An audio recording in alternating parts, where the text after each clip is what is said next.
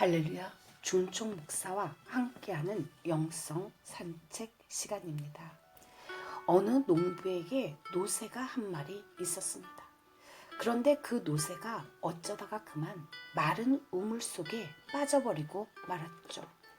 불쌍한 노새는 우물 아래쪽에서 벌써 몇 시간째 처량한 울음소리를 내고 있었습니다. 그러나 농부는 우물가를 조급하게 이리저리 배회할 뿐 노새를 구해낼 뾰족한 방법이 떠오르지가 않았습니다. 다시 몇 시간이 흐른 후 고심하던 농부는 마침내 결단을 내렸죠. 노새는 이미 많이 늙었습니다. 그리고 우물도 한동안 버려져 있던 터라 조만간 메워야 했습니다. 그나마 정든 노새를 오래 고생하지 않고 빨리 죽도록 도와주는 것이 상책이라는 생각에 이르게 되었습니다. 농부는 이웃 사람들을 모두 불러 모아 사정을 이야기하고 우물을 함께 메울 것을 청했습니다. 많은 사람들이 함께 삽을 들고 마른 우물 속으로 흙을 쏟아붓기 시작했죠. 처음 흙이 떨어지자 노새는 공포에 질려 크게 울기 시작했습니다. 그러나 얼마 지나지 않아서 울음소리도 잦아들고 노새는 안정을 찾아갔죠. 우물 속의 노새도 상황이 어찌 돌아가는지 짐작하게 된 것입니다.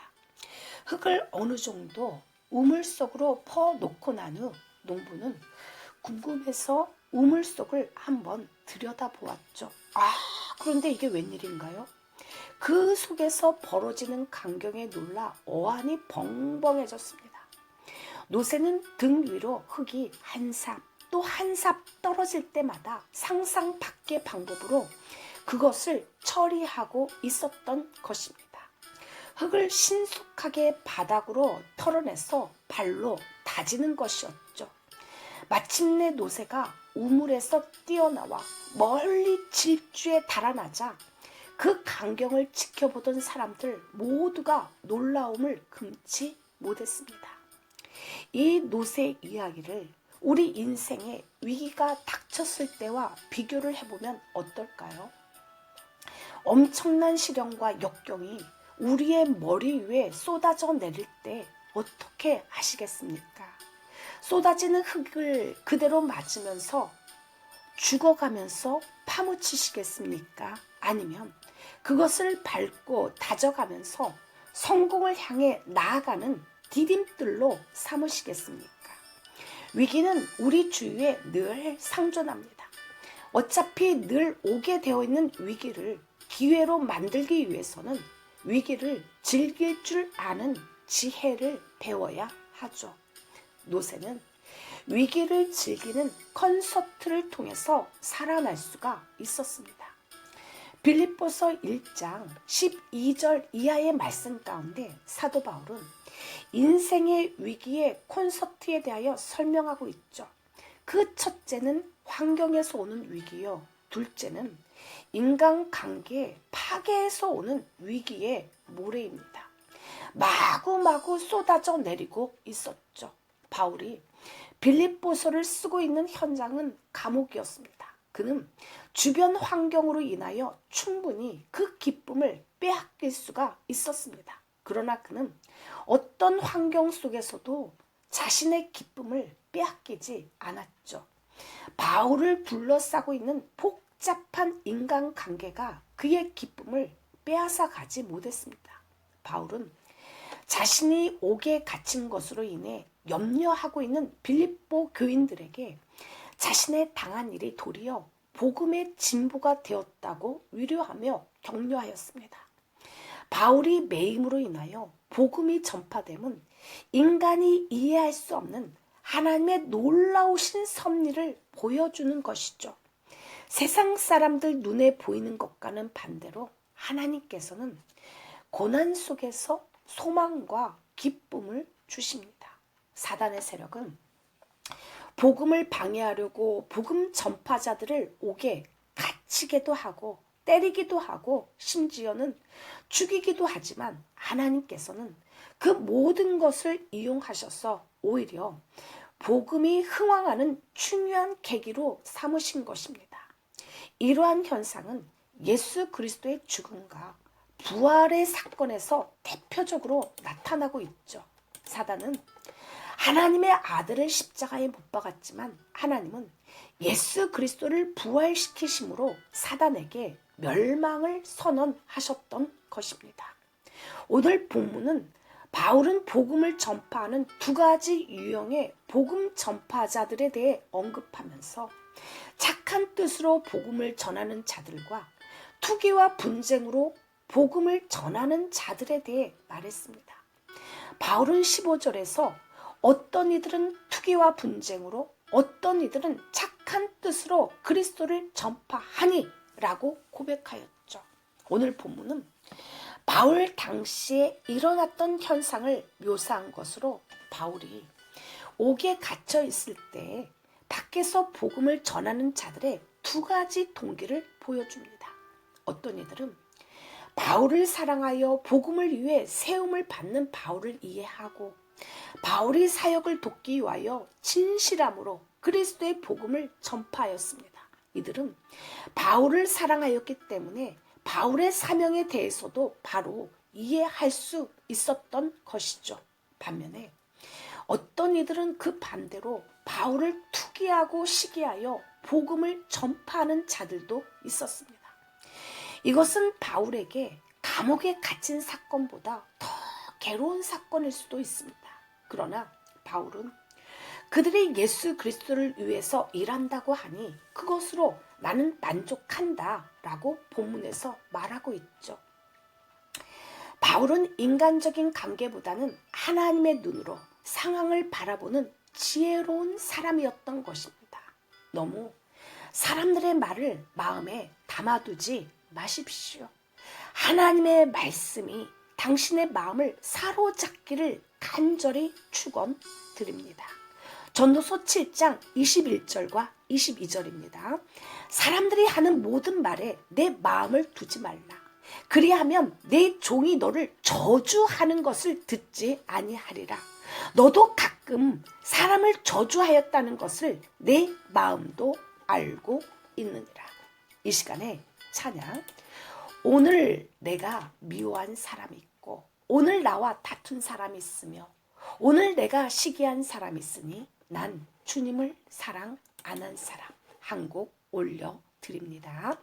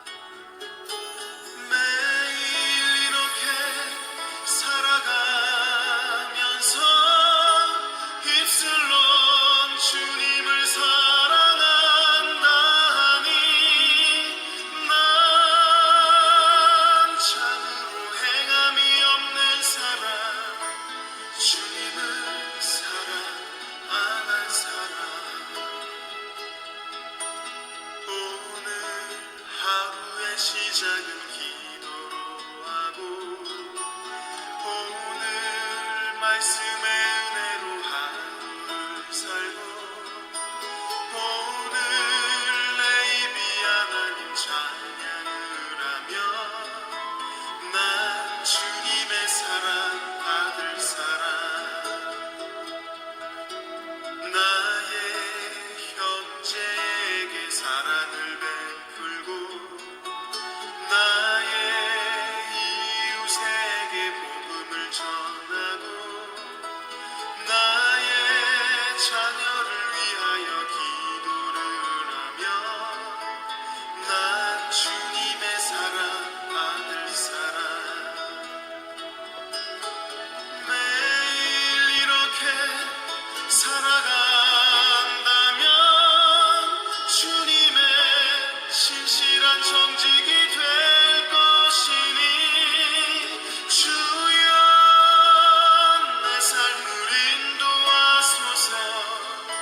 주님의 제자 되렵니다.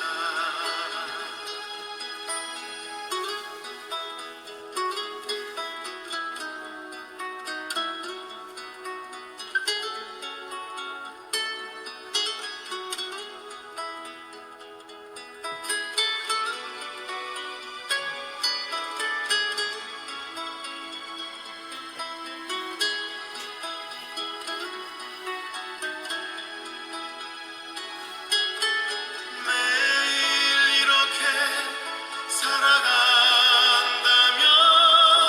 주님의 신실한 정직이 될 것이니 주여 내 삶을 인도하소서. 주님의 제자 되렵니다. 주님의 제자 되렵니다.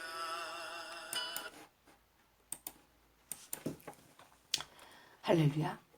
매기 효과란 용어가 있습니다. 정체된 생태계에 매기 같은 강력한 포식자가 나타나면 개체들이 생존을 위해 활력을 띠게 되는 현상을 말하며 주로 경영학에서 비유적으로 사용되죠. 매기 효과는 기업의 경쟁력을 키우기 위해 적절한 위협 요인과 자극이 필요하다는 경영 이론이라고 정의하고 있습니다.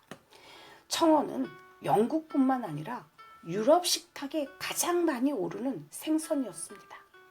육류 위주의 식단을 갖는 부유층에 비해 서민들은 굴, 청어, 가자미 같은 값싼 어패류를 많이 먹었죠. 육지에서 멀리 떨어진 북해 바다를 중심으로 유럽 사람들이 청어잡이를 하였습니다. 이때 싱싱한 청어의 운반은 중요한 이슈가 되어 있었죠.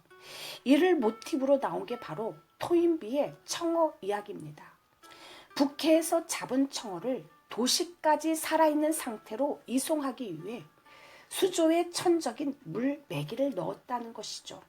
잡아먹히지 않으려는 청어는 운반 내내 생존을 위해 끊임없이 움직여 도착지까지 산채로 올 수 있었다는 것입니다. 개인의 삶을 비롯하여 모든 사회 활동에서 풀어내야 하는 문제에 대한 끊임없는 노력, 갈망이 새로운 계기를 열어가는 원동력이라는 생존에 대한 긴장력을 잃지 않아야 한다는 결론을 이끌어내죠. 많은 부부들이 가정불화로 몇십 년씩 속병을 앓다 보면 얼굴에 표정이 없어집니다. 기쁘고 즐거운 표정은 말할 것도 없고 하다못해 분노와 좌절의 표정조차 사라지죠. 한마디로 잘 웃지 않게 되는 것입니다. 그러나 우리가 잘 아는 요셉 역시 험악한 세월을 살았지만 그의 얼굴은 어둡지가 않았습니다. 일반적으로 험한 세월을 산 사람은 얼굴에 표가 나죠. 그런데도 요셉은 험한 세월을 지나면서도 밝았고 마음의 평강을 유지했죠. 그는 잘 참았습니다. 가끔씩 크리스찬 부부들도 서로 다투다가 남편이 야 이 사탄아 라고 말해서 아내가 씩씩거리며 남편이 자기에게 사탄이라고 말했다고 화가 나서 어쩔 줄을 모르는 경우도 여러 번 봤습니다. 더군다나 그것도 모자라 이제는 자식들에게까지 희생을 강요당하는구나 싶어 어쩔 때는 피가 거꾸로 쏟는다는 사람도 있습니다. 그런데 뭐 좀 그러면 어떤가요? 지금까지 부딪히면서 서로에게 상처를 주고받으면서 이제 좀 단련이 되지 않았는가요? 그렇다면 이제 맷집 좋은 샌드백이 한번 되어 보십시오. 예수님도 베드로에게 야 사탄아 너는 왜 나를 넘어지게 하려고 해? 하며 화를 냈고 베드로 역시 예수님을 3번씩이나 부인했습니다. 바울도 마가 요한의 일로 바나바와 다툰 적이 있었죠. 어차피 인간은 평생토록 갈등을 끌어안고 살 수밖에 없습니다. 모든 것이 다 해결된 채로 살 수는 없죠. 칼릴 지브란의 말처럼 우리가 사랑을 품을 때 고통의 칼도 함께 품게 되는 것이죠. 그렇다면 갈등을 없애려고만 하지 말고 갈등을 통해 성숙의 기회로 삼아 보십시오. 누구나 좋은 사랑과는 함께 있고 싶어하고 성격이 싸나운 사람과는 함께 지내기를 한사코 싫어합니다. 그러나 까다로운 사람이 없이 우리가 어떻게 참아야 할 일이 있고 남에게 시달리는 일이 없이 우리가 어떻게 인내의 덕을 닦을 수가 있을까요? 또한 나의 일을 가로막는 사람이 없이 어떻게 용서하는 사랑을 배울 수 있고 나에게 부당한 명령을 하는 사람 없이 어떻게 자기 부정의 연단을 받을 기회가 주어지고 나에게 빈번히 잘못을 저지르는 사람이 없이 어떻게 남에게 자비를 베풀 기회가 주어질까요? 겸손은 여러 사람들 속에서 수많은 괴로움과 시달림을 받으면서 다듬어서 나오는 다이아몬드 같은 보석 같은 덕인 것입니다. 이 시간의 찬양, 내게로 오라 하신 주님의 말씀을 따라 나와서 내 몸과 마음을 주께 드리니 주여 받아주소서. 내 뜻과 정성 모두어서 주 예수 따라가오니 내 갈 길 인도하여 주소서. 내 참된 친구 되신 구주여 나에게 임재하시사 이 세상 끝날 되어 숨질 때 주여 함께 하소서. 나 주님 품에 안기어 참 안식 영생 누리리. 내 갈 길 인도하여 주소서. 한 곡 주님 앞에 올려드립니다.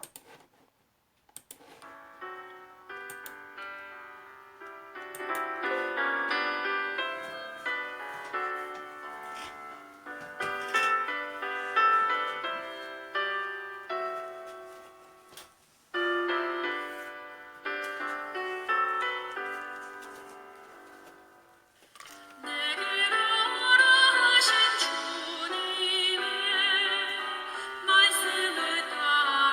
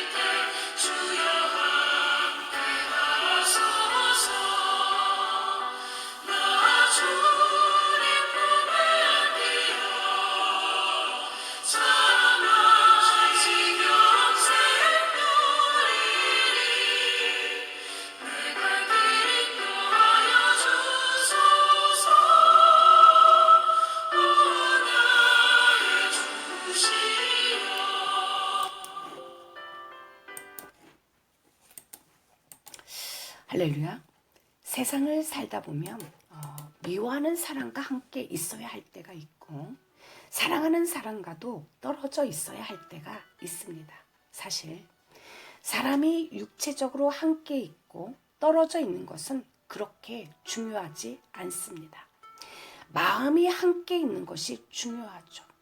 육체적으로 함께 동거할지라도 같은 자리에서 다른 생각을 품고 있으면 그 사람들은 서로가 먼 사람들이죠. 그러나 떨어져 있어도 마음이 하나가 되고 관심이 일치하면 가까운 사람입니다. 같이 있고 떨어져 있다는 것이 그렇게 큰 문제는 아니죠.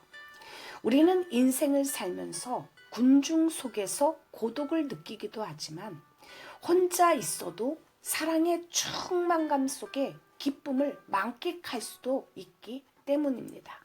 문제는 마음이요 믿음이죠. 우리는 그리스도인입니다. 인생을 예수님과 함께 하기로 결정한 사람들이죠. 모든 일들을 주님과 함께 하기로 결심한 사람들입니다. 예수님을 나 자신의 생각과 관심에 짜 맞추는 것이 아니라 우리가 주님의 뜻에 맞추기로 결정한 것입니다. 예수님은 공생의 3년을 12 제자에게 집중하셨죠. 성경은 예수님께서 제자들을 부르신 이유를 이렇게 설명합니다. 마가복음 3장 13절로 15절입니다. 또 산에 오르사 자기의 원하는 자들을 부르시니 나아온지라. 이에 12를 세우셨으니 이는 자기와 함께 있게 하시고 또 보내사 전도도 하며 귀신을 내어 쫓는 권세도 있게 하려 하심이러라. 그런데 제자들은 이따금 이와 같은 예수님의 부르심의 목적에서 빗나간 언행들을 보였습니다. 예수님은 믿음을 원했으나 빌립은 계산에 빨랐죠. 예수님은 십자가를 지고 자기를 부인하고 뒤따르기를 원하셨지만 요한과 야고보는 자리 다툼을 하며 하나님 나라에서 주의 좌우편에 앉기만을 원했습니다. 제자들은 주님과 3년을 함께 지내며 몸은 항상 같이 있었지만 주님의 의도로부터는 참으로 멀리 떨어져 있던 때가 있었죠. 그래서 이런 경우에 예수님은 내가 너희를 향하여 얼마나 참으리요? 라고 답답해 하셨던 것입니다. 그러나 결국 제자들 모두는 예수님의 부르심의 목적에 합당하게 살다가 순교의 잔을 마셨습니다. 그런데 이런 제자들과는 달리 예수님으로부터 육신적으로는 가장 가깝게 있었으나 영적으로는 가장 멀리 있던 사람이 있었습니다. 주님은 그에게 돈을 맡아 관리하도록 하셨죠. 당신은 아무에게나 돈을 맡기겠습니까? 그렇지 않죠. 가룟 유다는 예수님 가장 가까이 있던 사람이었습니다. 그는 가장 가까이에서 돈을 관리했죠. 그는 가장 가까이에서 예수님과 함께 밥을 먹고 그릇에 손을 넣던 사람입니다. 가장 가까이에서 예수님의 얼굴에 입을 맞추던 분이었죠. 그러나 영적으로는 예수님으로부터 가장 멀리 있던 사람이었습니다. 유다는 예수님과 함께 밥을 먹고 예수님의 신임을 얻으며 예수님의 얼굴에 입을 맞추던 사람이지만 그는 예수님이 가룟 유다에 대한 그분의 뜻이 아닌 삶 속에서 돈 매일 돈에 이끌려서 살았습니다. 예수님이 가신 고난과 십자가의 길보다는 자신의 삶을 지배하고 다스리는 돈의 노예가 되어 버렸죠. 마귀가 유다의 마음에 예수를 팔려는 생각을 넣음으로 철저하게 마귀의 뜻을 이루는 도구가 되었습니다. 결국 그는 은 30의 예수님을 대제사장에게 팔아버렸습니다. 마지막에는 스스로 목을 매달아 자살해버렸죠. 목매었던 줄이 끊어져 육신은 땅바닥에 내동댕이 쳐지고 배가 터져 죽고 말았습니다. 따지고 보면 예수님을 베드로가 저주하며 부인한 것이나 유다가 팔아버린 것이나 다 같은 잘못이죠. 잘못에 크고 작음은 있을지언정 다 같은 잘못입니다. 베드로는 예수님께 호언장담했죠. 모든 사람이 예수를 버려도 자신만은 절대로 예수의 곁을 떠나지 않겠다고 말입니다. 그러나 그는 어린 계집아이 앞에서조차 예수를 모른다고 부인했죠. 자신의 말을 입증하기 위해 침을 퇴 하고 뱉으며 예수를 저주하면서까지 말입니다. 그러나 그는 그의 잘못을 인정했죠. 낙이 우는 소리에 예수의 말씀을 떠올리며 통곡했습니다. 그는 자신의 잘못을 만회하려고 복음 전파에 최선을 다하여 수제자가 되었고 십자가에 거꾸로 매달려 죽는 위대한 작품을 남겼던 것입니다. 베드로는 회개를 하였지만 가룟 유다는 예수님을 팔고 회개하지 못하고 죄책감에 못 이겨 자살해버렸죠. 여기서 우리는 마귀의 하는 일을 잘 보아야 합니다. 마귀는 하나님 앞에 범죄하게 합니다. 범죄 후에는 죄책감으로 인하여 하나님으로부터 영영 멀어지게 하죠. 그래서 결국 그 영혼을 지옥으로 끌어가는 악한 존재입니다. 마귀는 인간의 육신을 죽이고 영혼도 죽입니다. 남편이 외도로 인하여 가정이 흔들리고 경제적으로 파탄을 하였다고 아내가 또는 자녀가 남편을 아버지를 정죄하지 않기를 간절히 축복합니다. 정죄는 마귀가 하는 것이요 용서와 따뜻한 말 한마디는 하나님이 하시는 것입니다. 당신은 마귀에게 사로잡혀 잘못을 저지른 사람을 끊임없이 손가락질을 하고 빨리 죽기를 바라고 병들기를 바라면서 정죄를 하고 살아가고 있나요? 아니면 하나님께 사로잡혀 용서와 따뜻한 말 한마디를 하는 사람인가요? 당신의 기도로 개수 중에 개수인 그 사람은 사울에서 바울로 변화가 됩니다. 이것이 하나님의 능력이죠. 이것을 믿지 못한다면 당신은 신앙의 사람이 아닌 불신앙의 사람입니다. 당신 옆에 있는 바로 그 사람이 당신의 내면이 하나님으로 인해 바뀌었다는 것을 가장 민감하게 잘 알아채죠. 그리고 죄책감의 쇠사슬에서 벗어나서 하나님의 품으로 안기게 됩니다. 바울은 살아생전에 단 한 번도 예수님을 본 적이 없는 사람입니다. 그런데 예수님과는 가장 가까이 늘 있었습니다. 다메섹 도상에서 예수님을 만난 그 이후로. 이 시간의 찬양, 제약의 사슬에서 괴로움의 눈물 흘릴 때 말씀으로 찾아오신 주님 영생을 약속했네 한 곡 올려드립니다.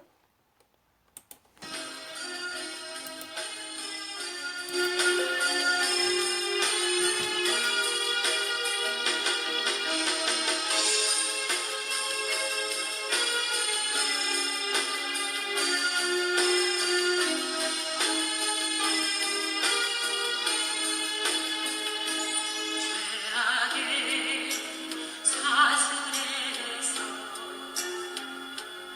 괴로운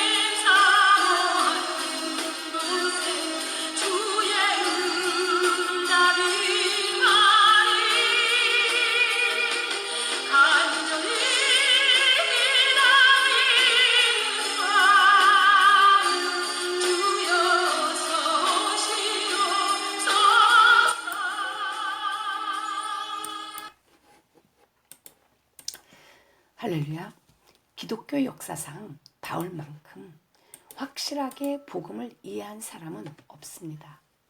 그는 가장 깊게 보혈의 공로를 체험한 사람이죠.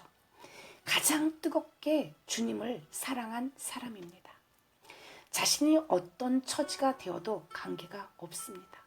어떠한 비난을 받아도 예수 그리스도만 전파되면 바울은 더 바랄 것이 없었습니다. 오직 예수님만 나타나기를 간절히 바랬죠. 오늘 본문에서 그는 자기 신앙을 이렇게 고백합니다. 나의 간절한 기대와 소망을 따라 아무 일에든지 부끄럽지 아니하고 오직 전과 같이 이제도 온전히 담대하여 살든지 죽든지 내 몸에서 그리스도가 종기 되게 하려 하나니. 그는 살든지 죽든지 자신을 통하여 그리스도만 종기 여김을 받기를 원했습니다. 사도행전 14장을 보면 바울이 루스드라 성에 들어가 복음을 전하다가 반대자들에게 돌을 맞아 거반 죽었죠. 사람들이 죽은 줄 알고 성 밖에 내다 버렸습니다. 그 밤에 바울은 비틀거리며 일어나 아픈 몸을 이끌고 다시 성으로 가서 복음을 전했죠.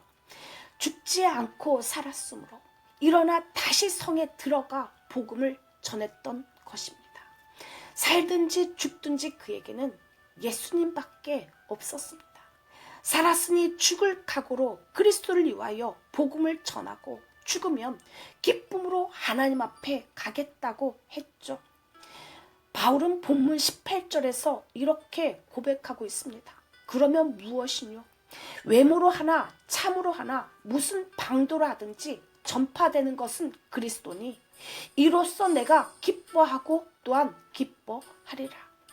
그냥 기뻐하는 것도 아니고 기뻐하고 또한 기뻐한다고 바울은 말씀하고 있죠. 사실 냉정하게 따지고 보면은 바울은 웃을 일도 기뻐할 것도 하나도 없는 상황이었습니다. 외부적으로는 로마의 감옥에 갇혀있는 험난한 상황에 처해 있고 내부적으로는 자신을 시기하고 질투하고 죽이려고 하는 무리들로 인한 어려움을 당하고 있었죠. 그에게는 기뻐할 조건이 하나도 없었습니다. 그러나 그는 기뻐하고 있습니다. 그가 기뻐할 수밖에 없었던 단 한 가지 조건, 그것은 바로 예수 그리스도였습니다. 바울의 관심은 자기 자신에게 있지 아니하였죠. 바울의 관심은 자신의 고난이나 억울함, 슬픔, 외로움, 역경에 있는 것이 아니라 가장 귀한 예수 그리스도에게 있었습니다. 그의 삶의 목표도 자기 자신에게 있지 아니하였죠. 그의 삶의 목표도 가장 귀한 예수 그리스도에게 있었습니다. 사도 바울은 지금 감옥에 있습니다. 내 고난의 열매가, 희생의 열매가 당장에 거두어지기를 바라는 조급한 마음으로 서두를 때는 우리가 결코 기뻐할 수가 없습니다. 또 너무 자기 방법만 고집하면 안 되죠. 하나님의 지혜, 하나님의 방법, 그리고 하나님의 길이 따로 있습니다. 이것을 아는 사람은 하나님의 오묘한 역사를 보며 기뻐합니다. 또한 원수를 통해서 이루어지는 일에까지도 기뻐할 수가 있습니다. 저들은 나의 매음에 괴로움을 더하게 할 줄로 생각하여 순전치 못하게 다툼으로 그리스도를 전파하느니라. 다툼이란 헬라어로 에리데아, 라이벌 의식, 시샘이라는 뜻입니다. 이것은 어떠한 대가를 위해 일한다는 뜻이죠. 결국 다툼으로 그리스도를 전파했다는 것은 복음 전파 자체를 위해서가 아니라 달리 바라는 것이 있어 복음을 전했다는 뜻입니다. 사도 바울은 당시 명성 높은 이방인의 사도였죠. 복음 해석의 권위자였습니다. 바울이 로마에 도착하여 그리스도를 전파하기 시작하였을 때는 이미 로마에 교회가 있었고 어떤 전도자들은 탁월한 지위를 차지하고 있었습니다. 그러한 상황에서 바울이 복음을 전파하여 큰 변화가 일어나고 그 사실이 온 교우들에게 퍼져나가자 이미 로마에 있던 전도자들과 지도자들의 지위가 흔들렸습니다. 그리고 그러한 사실은 바울에 대한 질투심을 불러 일으켰죠. 이에 그들은 바울보다 더욱 열심으로 복음을 전파하였습니다. 그들은 순전히 시기심과 질투 그리고 자신들의 지위를 공고히 하려는 목적으로 그리고 바울을 제거하는 목적으로 복음을 전파하였던 사람들이었습니다. 질투라는 것은 참 무서운 것이죠. 특히 믿는 자에게 질투는 마귀 시험의 하나입니다. 그런데 바울은 이 질투가 아니라 전파되는 것은 그리스도니 이로써 내가 기뻐하노라 라고 고백했죠. 우리의 마음에 왜 고통이 있을까요? 그 고통의 상당 부분은 질투 때문입니다. 시기와 질투로 꽉 차서 부글부글 끓고 있으니 총명도 인내도 겸손도 없고 자기를 극복하는 능력도 없습니다. 아주 고상한 성자가 있었습니다. 그 성자에게는 동생이 하나 있었죠. 동생 역시 하나님에게 헌신하는 사람이었습니다. 마귀들은 성자들을 유혹해서 넘어뜨리려고 모든 수단들을 다 동원했죠. 돈, 권력, 명예, 여자, 수단을 가리지 않고 성자를 공격하였습니다. 그러나 성자는 마귀의 거센 공격에도 꼼짝도 하지 않았죠. 그러자 마귀들의 대장이 성자에게 살며시 다가와 그 귀에다 대고 속삭였습니다. 아이고 이걸 어쩌나 네 동생이 주교가 되었어. 그 말을 들은 성자의 낯빛이 변하고 말았습니다. 교만은 질투로, 질투는 분노로 이어집니다. 분노는 죄를 짓게 하죠. 바울은 자랑할 것이 많은 사람이었습니다. 그는 베냐민 지파의 한 사람으로 난지 8일 만에 할례를 받았죠. 그리고 가말리엘의 문화생으로 율법을 철저히 지키는 바리새인이었습니다. 당시 유대 사회에서는 어디에 내어놓아도 뒤지지 않는 모두가 부러워하는 조건과 가치들을 가졌죠. 서울대, 연고대, 하버드, 예일대 등 학벌과 출신 배경들이 아주 좋았습니다. 그런데 바울에게 놀라운 가치의 변화가 일어났죠. 바울은 정말 무엇이 더욱 귀하다는 것을 알게 되었습니다. 빌립보서 3장에서는 그리스도 예수를 아는 지식을 가장 고상한 지식으로 고백하고 있으며 이전의 모든 가치를 배설물로 여기고 있는 것입니다. 고린도전서 2장에서는 예수 그리스도와 그의 십자가에 못 박히신 것 외에는 아무것도 알지 아니하기로 그는 작정을 하고 있죠. 그의 유일한 소망이 바로 예수 그리스도에게 있었습니다. 비록 우리가 가난하고 비록 좋은 학벌을 가지고 있지 못한다고 하더라도 비록 실패하였다고 하더라도 비록 바울처럼 감옥에 갇혀서 모든 소망을 잃어버렸다고 하더라도 우리는 실망하지 않습니다.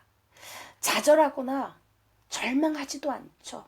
왜냐하면 우리에게는 가장 귀한 예수 그리스도가 있기 때문입니다. 주님, 하나님의 나라에 유익이 되고 부흥될 수만 있다면 내가 멸시받는 것은 문제가 되지 않습니다. 하나님의 일을 최우선으로 생각하게 하시고 나의 일들은 작게 여기게 하소서. 그리하여 하나님의 나라가 확장이 된다면 기뻐하고 기뻐하게 하소서. 이것이 전도자의 기쁨이 되게 하옵소서.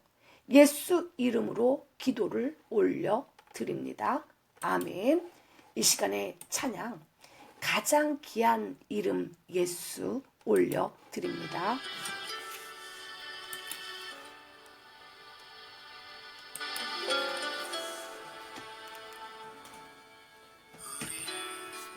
하나님의 백성 그분은 우리 아버지